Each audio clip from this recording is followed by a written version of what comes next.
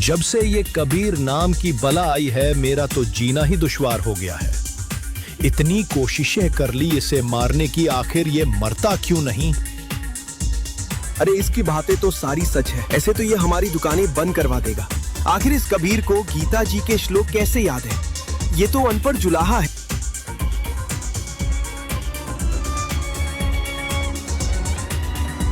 गुरुदेव, सुना है आज सम्राट सिकंदर लोधी गांव के दौरे पे आ रहे हैं। यही सही मौका है इस कबीर की शिकायत लगाने का।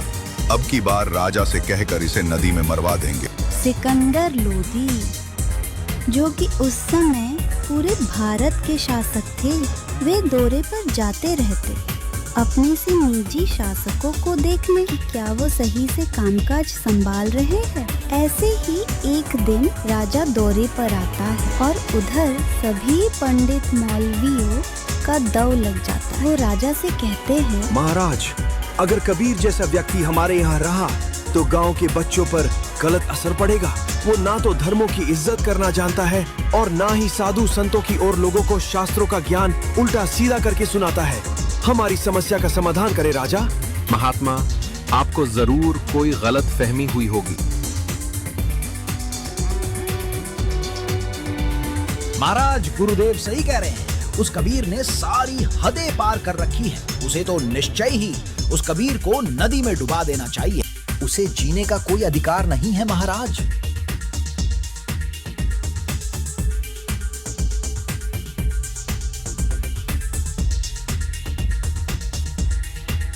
आइए सेक तक कीजिए, कैसे आना हुआ? कहीं कोई चीज की कमी तो नहीं है? महाराज, आपने ये कतई सही नहीं किया। आपसे ये उम्मीद नहीं थी। आपको अपनी प्रजा की सुननी चाहिए। आप कैसे राजा हैं? वो सही ही तो कह रहे थे। उस कबीर जैसे व्यक्ति को जीने का कोई अधिकार नहीं है। उसे तो मर ही जाना चाहिए अंत, और इसे नाव में ले जाकर नाव से फेंक देना। पत्थरों के वजन से ये डूब जाएगा। समझे मेरी बात सैनिकों?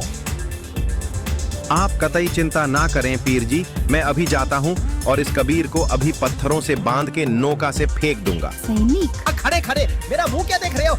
जाओ और जाके इस कबीर को पत्थर फेंक फेंक के मारो। बच्चों को तत्व ज्ञान समझाता हूँ और ये मुझे और इस तत्व ज्ञान को ना समझकर मुझे ही मारने आते हैं।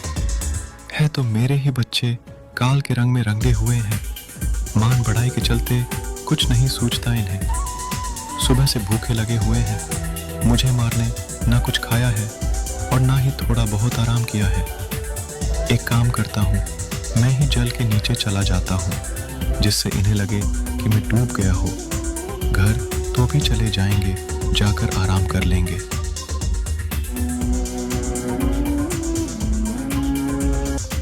देखा देखा देखा तुमने, वो कभी डूब गया है। मर गया जुलाहा। महाराज, देखा तुमने, उस कबीर को तो खेल ही खत्म हो गया है। अब नहीं बच पाएगा। वो नदी में काफी नीचे डूब गया है। अब तो नीचे मिट्टी कीचड़ में दब जाएगा, फिर नहीं निकल पाएगा बाहर। मुझे तो इतनी हंसी आ रही है उस जुलाहे पर। और परमेश्वर कबीर जी ने किसी को बद्दुआ दी थी ना, तो वो सारे 1 मिनट में नामो निशान नहीं पाता उनका, क्योंकि किसको श्राप दे और किसको बद्दुआ दे। अपने बालकों को कभी बद्दुआ दी नहीं जा सकती माता पिता पे। ये सत्कर्म जैसे ऊपर ले मनते गाड़ी भी दे दे कोई, लेकिन जब दुखी होगा, जब रोना आया करे उसने, तो ऐसे ही उन्हें हमारे दुख का पता है कि भांग पी के मेरा पीछे पड़ रहे और अपनी समर्थता दिखानी थी।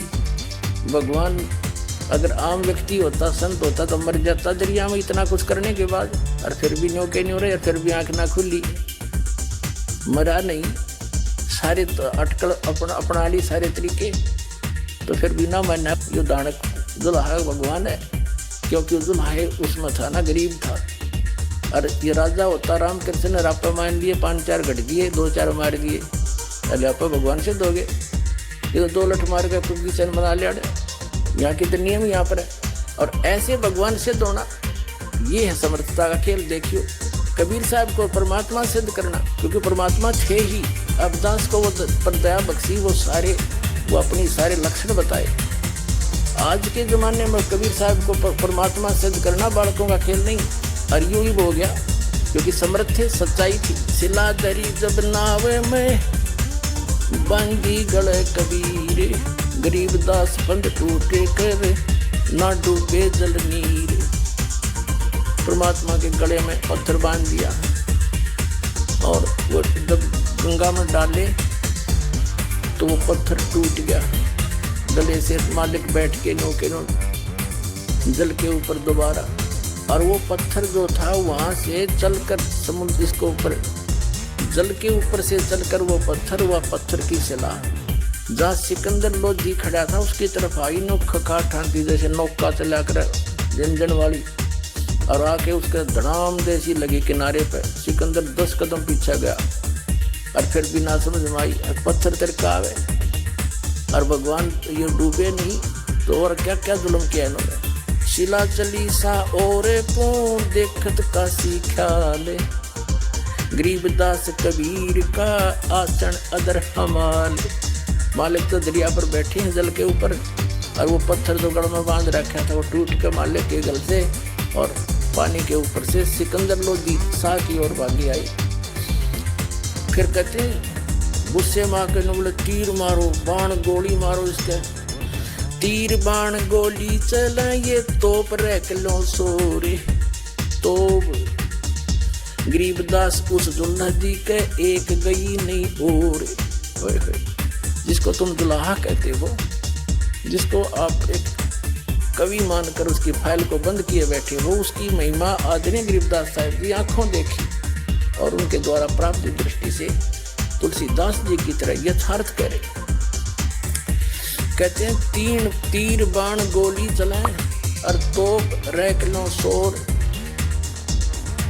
गरीबदास उस दुल्हदी के यानी उस दानक के दुल्हे के एक गई नहीं और उसकी ओर एक भी नहीं गई गोली। उड़े फिस इधर फिर वापस में हो जा, खूब निशाना सान कर दिनू जा। अब क्या बताते हैं, अदर धार गोले बह ये जल के बीच गबाक, गरीबदास उस जुल्दी पर शस्त्र छूट लाख।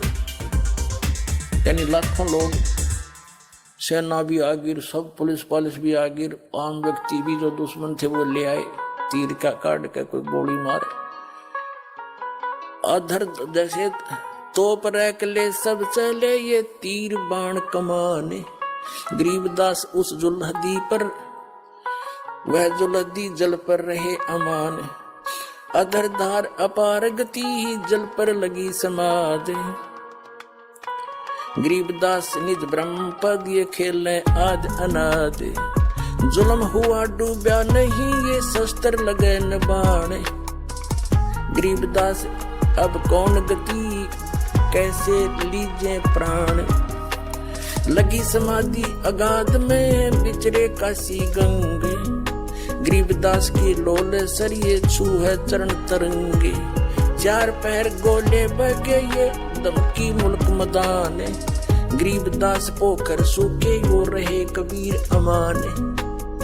कितनी प्यारी व्याख्या की है कि 4 पैर तक, 8 पैर का दिन रात होता है, 4 पैर माने 12 घंटे तक उस परमात्मा पर पत्थर तीर और गोले तोप के ये मारे गए। और परमात्मा बैठे गंगा के बीच में, दरिया के बीच में, जल के ऊपर जैसे थल पर बैठा करे।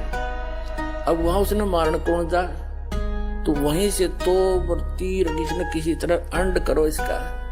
तो क्या क्या बताते हैं गरीबदास साहब जी के तीर बाण गोली चले तोप रैक लो सोरे, दुम्मा दुम हो रही दुम्मा दुम चारों तरफ से बंदूकों की तोपों की।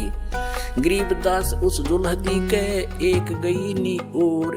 उन परमात्मा उस यानी जिसको तुम एक दानक कह के ढूंढ रहे हो, दुल्हा कह के, उसकी तरफ एक भी गोली तीर और तोप का गोला नहीं गया।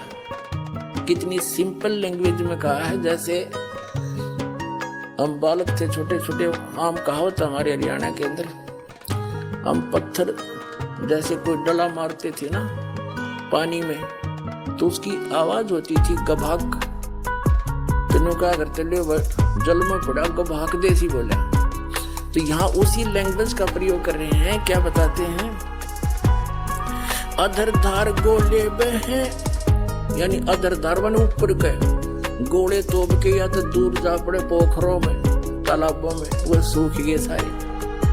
और या वहीं पर उनके आसपास ही तोपों के आसपास 10, 20, 50, 100 फुट पे जाके और जल एकदम ऐसे गिर जाओ, गपक जैसे बोलता है ना, गिरते हुए गोला गभाक डले बोलते हैं।